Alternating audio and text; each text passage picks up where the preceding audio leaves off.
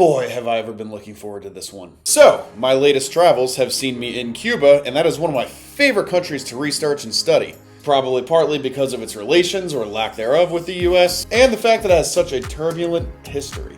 So, like I tend to do for the travel videos, I'm going to be reverting back to the 50 things you may not know format. And, like with all of these videos, I will be remaining objective. This is a country that a lot of people like to have an opinion of, especially in the US. If you feel like you have to duke it out in the comments, I guess go ahead, but I'm probably going to be ignoring that. With that fun little disclaimer out of the way, let us dive right in. Cuba has only one main highway called the A1 highway, and it runs almost the entire length of the country. It's a toll-free one, but it can get you to just about any of the big cities. And all along this highway, you will find these little barbecues that tend to serve up pork sandwiches. Some have other options, and usually plenty of drinks to go around too. I tend to try an energy drink with every country I go to. On that note, pork is king in Cuba. You go to a restaurant, you're almost always going to find pork on the menu. Other common things tend to be chicken-based, also rice and beans are pretty much served with any meal, and Caribbean seafood is also common. And almost everything comes with a side of cabbage, tomatoes, and cucumbers, if not as a topping on a sandwich.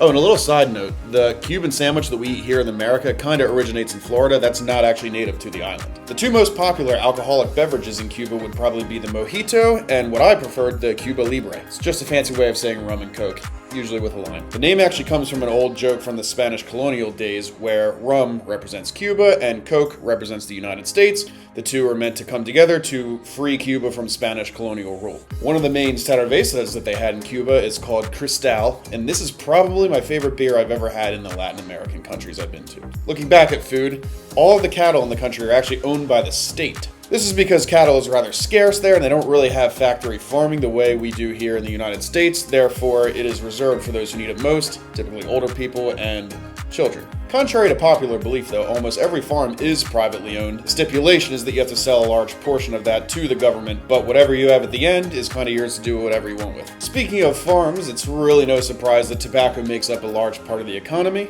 They really weren't kidding when they were talking about Cuban cigars being a treat. Potatoes, cabbage, corn, coffee beans, sugar, and all other things make up a large part of the agricultural sector here too. Viñales is a cute little town that is centered on agriculture, and I got to spend an evening in this town after seeing some of the farms. It's a flat, rural street that has all sorts of nightlife, bars, and restaurants along the main road, but outside of that, it's kind of just a peaceful and quiet little town. So, when you think of Cuba, do you think of caves? Probably not, right? Well, you do now. So this town of Viñales is located on the westernmost part of Cuba called Pinar del Rio, and here you can go into something known as the Indian Cave. There's a little boat ride within the cave, and there's all sorts of native activities around it to get a taste of the culture. And there are all sorts of cool drop-offs just off of the highway where you get not only a nice view of the landscapes, but of the limestone mountains. So let's take this opportunity to switch to another city named Trinidad, and no, it has nothing to do with the country with that in its name. This is in central Cuba, in the province of Sancti Spiritus. And the reason we're moving here next is to talk about a different cave. The Disco Iola is exactly what you think it is. It's a nightclub with a bar and dance floor that really tends to draw a younger crowd. I'm 28 years old and my cousin is 30, so we actually felt kind of old and out of place here even. And since we're in Trinidad, let's touch on a couple other neat things here. For one, the Historic Center is a UNESCO heritage site, meaning that things must remain the way they were,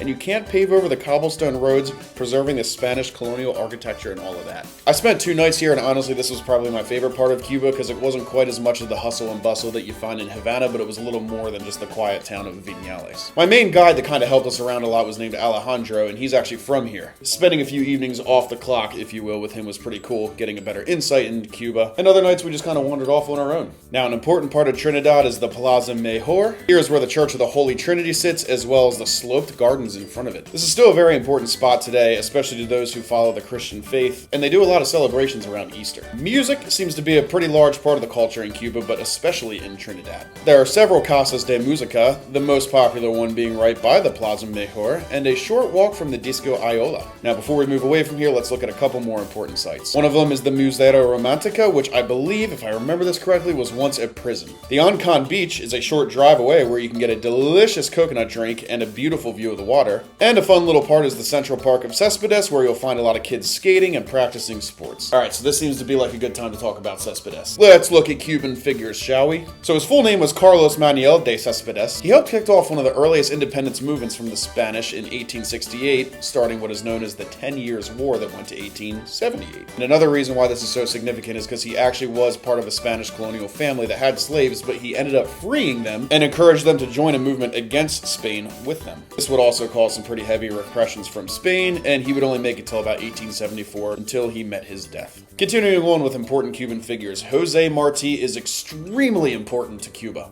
So he would follow heavily in Céspedes' tracks and would be more significant in the second movement for independence. He actually spent a lot of time in New York City and kind of orchestrated things from there. Eventually the Spanish-American War would kick off in 1898. However, he would never see that day because he died a few years just prior to this. He died during what is known as the Battle of Dos Rios, and is probably considered one of the most important martyrs of Cuba even to this day. Now seems to be a good time to switch to Havana for a little bit, as the giant Marti statue is in front of what is known as Revolution Square. This is also the famous area where Fidel Castro would give his super long speeches, and I mean they would last hours. Millions of people have gathered here at once in this spot several times, and it's surrounded by important government buildings, such as the Cuban government headquarters, the Central Committee of the Communist Party, the National Theater, Jose Marti National Library.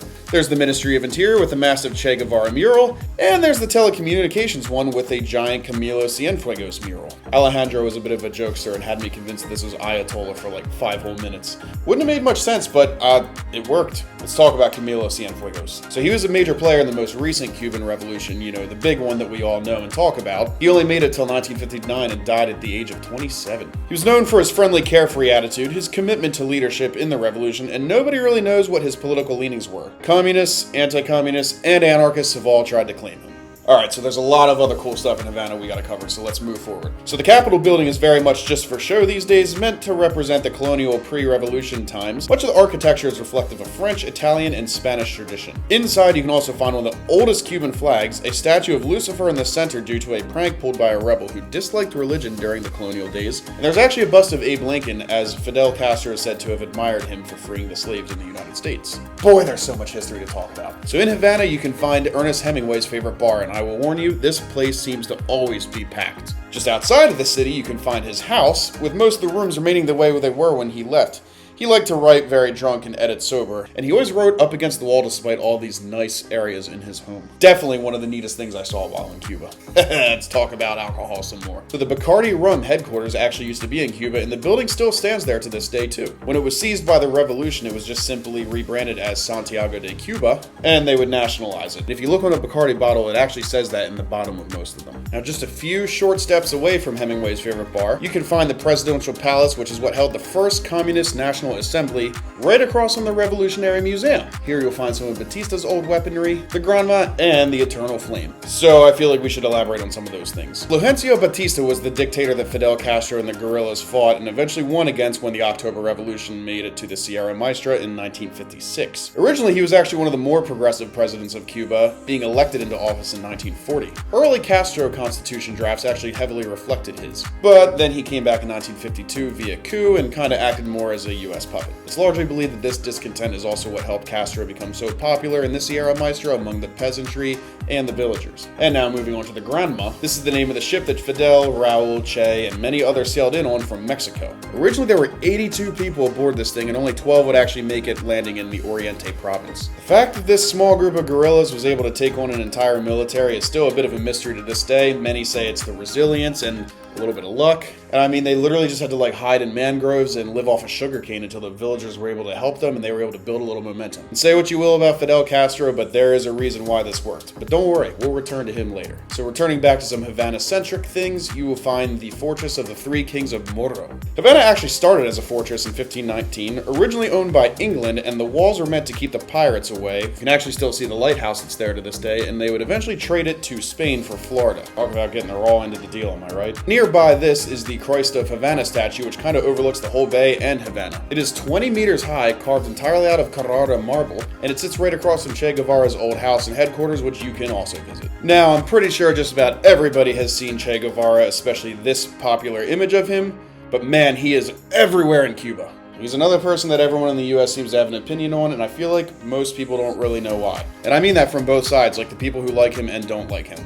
How much do they really know? That's what I'm here for. So he's often considered the face of the revolution and is honored by a lot of people not only in Cuba but across all of Latin America. His actual name is Ernesto Guevara and was famous for being a doctor that traveled all over Latin America to do medical projects and treat poor areas of the continent. The Motorcycle Diaries is one of his famous works, and he's very much known for documenting like everything in his life, so that's why it's actually pretty easy to find things out about him. Eventually he would meet up with Fidel Castro in Mexico, join him on the revolution, and eventually go off to the Congo and then later Bolivia. Bolivia is where he would be caught and killed by the CIA-backed military. Now I already mentioned his headquarters, but if you go right outside of the town of Santa Clara, you can actually see his memorial. This is a pretty neat spot with monumental artwork and an ode to those that died with him in Bolivia and another eternal flame. As a sign of respect, you weren't supposed to wear a hat or do much speaking in there, but right next door was a museum that kind of documented his entire life from birth up to the end in Bolivia. Totally worth seeing if you go to Cuba. Earlier I talked about music, so let's talk about a famous musician. Benny Morte is often seen as the father of contemporary Cuban music. If you visit the city of Cienfuegos, you'll find a nice little statue of him,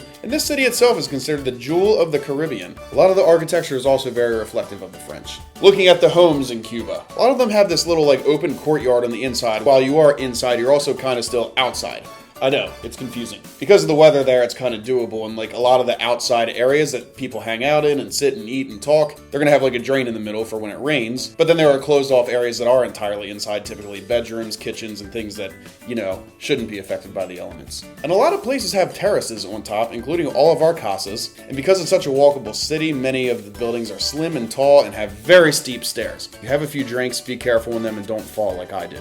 But it's all so fascinating, and I just love that the architecture is really built to take on that kind of weather. It's not really much of a secret that there are old cars everywhere in Cuba, but there are actually more new ones than you'd think too. I'd say it's probably about 50-50, maybe 60-40. That's mostly because while the embargo does limit a lot of trade, there are still other ways to get things, it's just a little more difficult. Looking back at some more food, the mamey sapote is the national fruit in Cuba, and all sorts of fruits are a large part of the breakfasts here. You also find plantains and mangoes and pink guavas, which these kind of seem like a weird cross between like a tomato and a pear. I hate tomatoes, but I did like these. Looking into some more culture. So Afro-Cuban culture is very important here because a decent chunk of the population is African. You may encounter little communities built around their cultures, music from the days of slavery, and people of all colors embracing different cultures. It was really interesting hearing that this is a country that really doesn't have many issues with racism, and that's from several accounts. Now looking at some more social things, their ration book is something that's a bit of a controversial topic here. On one hand, it is a way to very cheaply acquire essential goods like rice, beans, salt, eggs, etc. However, it's not really meant to be something you survive off of, it's more of supposed to be helpful, and some Cubans have actually advocated getting rid of this. Homelessness is almost non-existent in Cuba. While some of these homes could use a little bit of work, perhaps a coat of paint or two,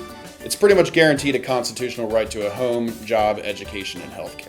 You're actually allowed to own up to 3 homes in Cuba. Families are also allowed to trade homes with other families if they want, and they tend to be passed down through the generations. Roughly 90% of the Cuban population actually owns their own homes, so there's not a whole lot of renting going on here, which kind of makes sense when you think about it. And let's continue on with a few more social topics. We'll talk about voting. So at age 16, all Cubans become eligible to vote for delegates on the municipal level, which then moves up to the provincial level, which then moves to the national level. It's a little fickle because socialist democracy tends to work a little different than capitalist democracy, and some people complain that the elections don't really work the way they should. Don't really think that's any different than anywhere though. I tend to find a lot of people here in the US say the same. It's also not as uncommon as you'd think to hear people complaining about the government. The way I was told is nothing's really going to happen to you for doing that, but if you have a high track record of anti-government activity, you're probably going to have a tough time at some protests, especially because a lot of those kind of get stopped immediately. Having a TV in the house is very common for Cubans, and most TVs will come with the 5 government-run channels. But most people are going to buy a plug-in that gives you access to a whole plethora of different media. A lot of people here consume US cartoons and movies and whatnot, and US music is also very popular in Cuba. It's kind of cool talking to Alejandro about System of a Down. The national bird of Cuba is the Cuban tragoon, which has feathers that sport the colors of the Cuban flag. Some other animals native to the island are the Cuban tree frog, the bee hummingbird, and the Cuban hutia.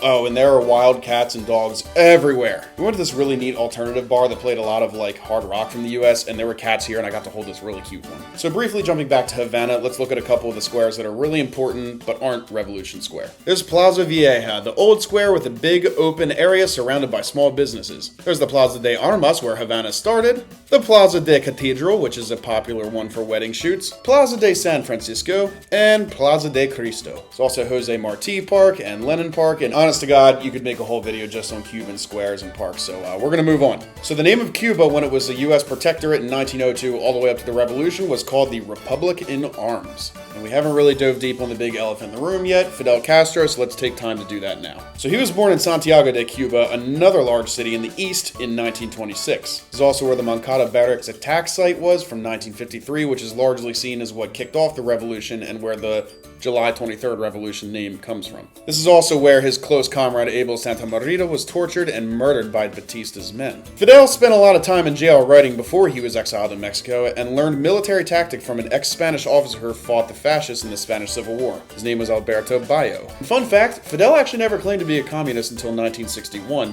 A lot of people speculate that he made this change based off of Raul and Che Guevara, and others say it's because it really was what fit Cuba's material conditions for the time. And according to those people I've spoken with, he is still held in very high regards. And many people did genuinely love him.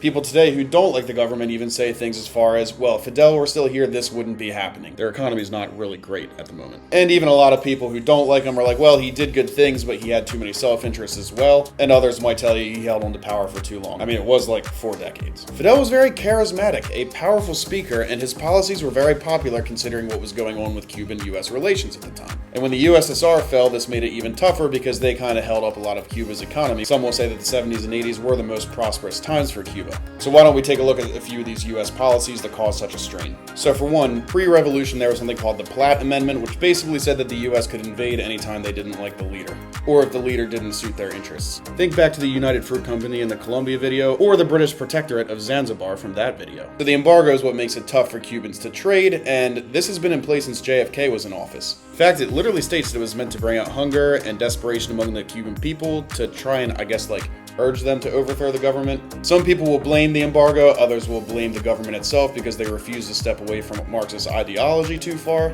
But I think the majority of people kind of think that both could be resolved. This is a very controversial topic, not only in Cuba, but in the US and other places of the world, and because of that, I think I'm going to stop it right there. On the topic of Castro, though, the Cuban Missile Crisis happened due to the USSR's retaliation of placing missiles right off the coast of the US in response to the US putting missiles in Turkey, right off the border of the USSR. And we heard about how the world almost ended, but thankfully Khrushchev and Castro and Kennedy were able to kind of work things out. Now bear with me, we're almost through the Fidel-centered history. The Bay of Pigs was seen as a massive failure not only because the Cuban exiles failed miserably, but it also ended up making Fidel even more popular as he stood and fought alongside to beat the insurrection.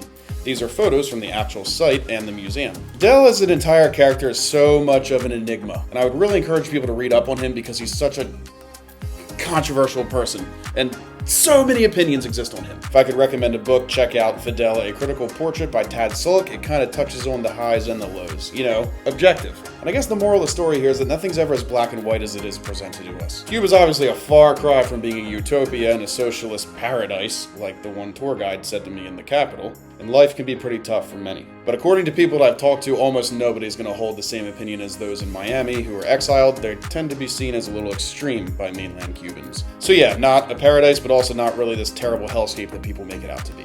That's kind of just how it is anywhere. Alright, so we got a couple more things I want to get to. Guantanamo Bay is the only part of Cuba that is still completely US operated, although the city of Guantanamo itself is not.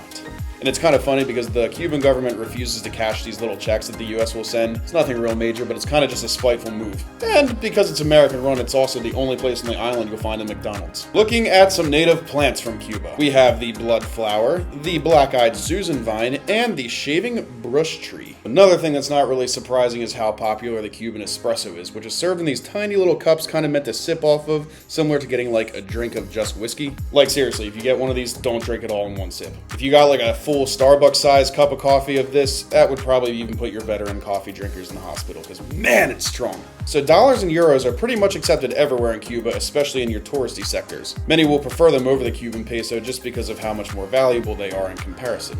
Dominoes is an extremely popular game in Cuba, and a lot of Cuba's historical figures were very good at it. It's also no secret that baseball, basketball, soccer, and actually boxing are extremely popular sports in Cuba. Plenty of athletes have actually won Olympic medals in these categories, and especially in boxing. The film The Fate of the Furious was actually shot in the heart of Havana, which is the 8th installment of the Fast and Furious franchise. Cuba only really has 2 seasons, one being slightly less hot than the other, the wet season and the dry season. The wet season is kind of dominated by hurricanes, and also apparently it needs to be really hot for people to go to the beaches there. Like my cousin and I went to a beach when it was like 85 degrees out, and that's not hot enough for most locals. And there we have it.